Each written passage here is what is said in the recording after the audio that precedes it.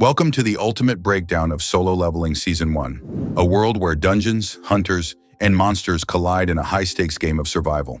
Hey everyone, welcome to my channel. Today we are going to explain Solo Leveling Season 1. Before Season 2 drops and takes things to an even crazier level, let's rewind and relive the jaw-dropping journey of the weakest hunter, Sung Jinwoo, as he transforms into humanity's most powerful weapon.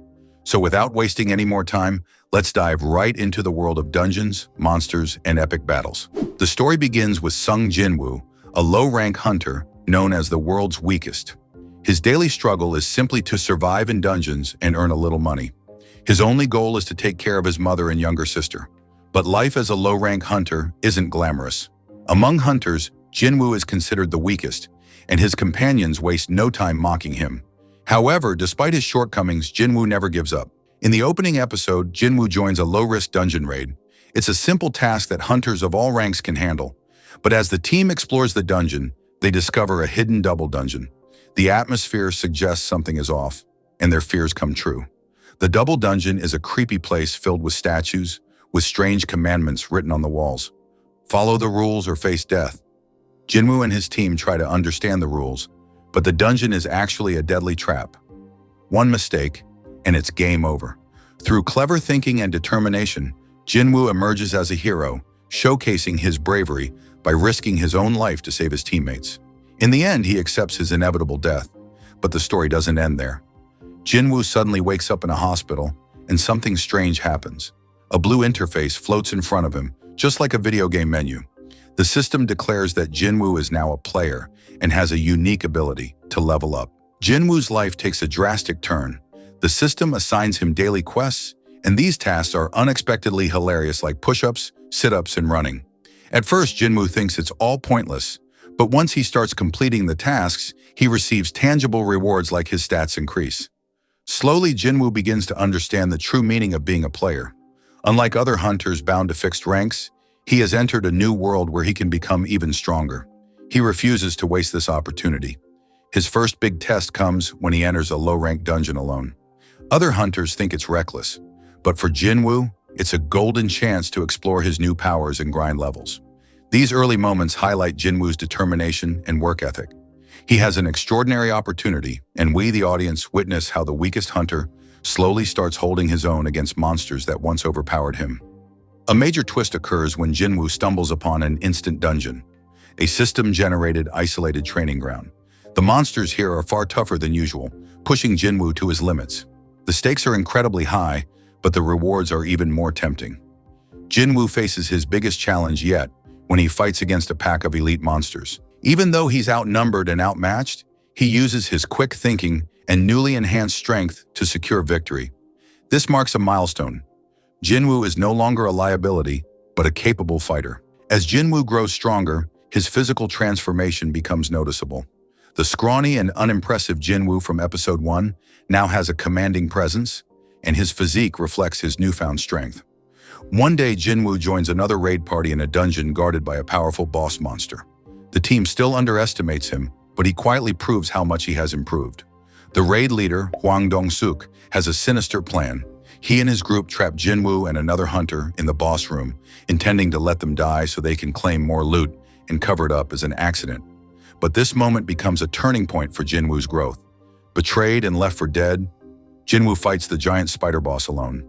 He strategizes around the monster's weaknesses and, after an intense battle, emerges victorious. After defeating the spider, the system gives Jinwoo an ultimatum: defeat Hwang and his party.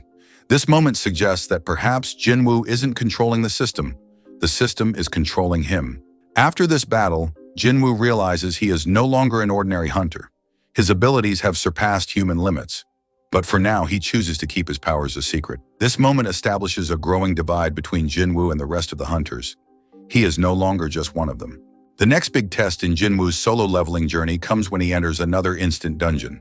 This time, his opponent is Cerberus, the fairy hound of hell, who is guarding a tower. Inside the tower, a hidden item is crucial for Jinwoo to craft a healing potion, because he wants to cure his mother's disease. The fight against Cerberus is brutal.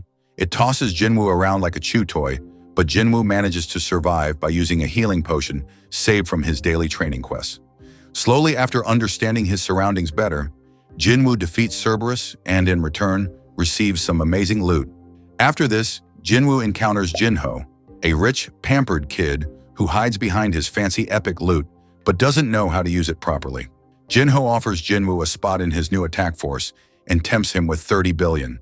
But despite the tempting offer, money isn't Jinwoo's goal. Solo leveling is his true mission. When Jinwoo repeatedly refuses, Jinho indirectly threatens him, saying that if he doesn't join, he will reveal the secret of his new powers. Jinwoo, with his typical death stare, responds to Jinho's threat and leaves without any agreement. The next big twist comes when Jinwoo enters a dungeon with Kang Tai-shik, a B-rank hunter from the assassination class. Kang is insanely quick, stealthy, and a master of weapons. He works for the Korean Hunters Association, but has a criminal past, which has been ignored due to his talent. Inside the dungeon, Kang makes a shady move. He plans to eliminate the prisoners. He kills 2 of them. This leads to an intense face-off between Jinwoo and Kang. Using his new powers and strategy, Jinwoo defeats Kang. At the end of this fight, Jinwoo obtains a rune stone that holds Kang's skill, stealth. When Jinwoo breaks it, he learns the stealth skill himself. Here he realizes something new. He can gain skills not just by defeating monsters, but also by defeating humans. The stealth skill is perfect for Jinwoo's solo leveling, as he can now move completely invisibly. This moment is a game changer for the system mechanics in Jinwoo's growing powers. After the incident with Kang, Jinwoo and Jinho finally team up. According to dungeon rules, at least 8 people are required, so Jinwoo uses his hard-earned money to hire some low-rank hunters to wait outside, while he and Jinho go inside to destroy everything. Jinwoo does all the fighting, while Jinho collects loot and crystals. Both are getting stronger and richer, but Jinwoo never compromises his solo leveling principles. The season finale is set in a high-stakes dungeon where Jinwoo tests the limits of his abilities. This time, he faces the Knights of the Red Gate, undead warriors who are far more powerful than any opponent Jinwoo has fought before. Their relentless attacks push Jinwoo to his limits, but he manages to survive with his clever skills and determination.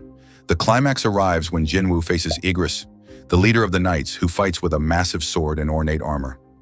The battle against Igris is a visual treat. It builds tension and delivers action-packed moments. Jinwoo narrowly dodges every attack and uses all his skills.